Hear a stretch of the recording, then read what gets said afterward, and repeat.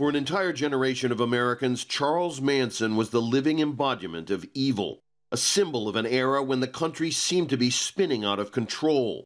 His baleful stare compelling millions to make sure their doors were locked at night and to lie awake listening for intruders with murder in their minds.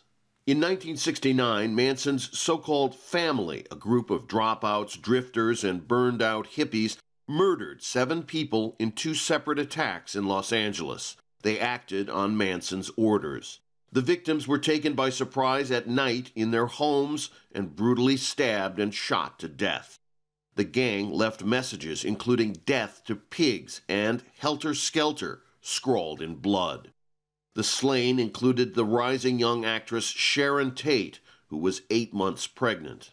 On trial for the murders, Manson carved an X into his forehead, which he later turned into a swastika.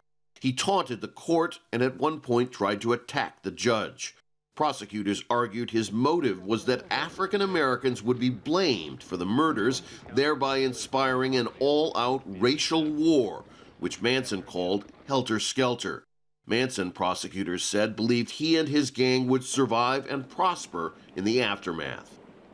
Manson and 3 other family members were sentenced to death, but the California Supreme Court temporarily overturned the death penalty in 1972, and the sentences were reduced to life in prison. He gave interviews expressing no remorse.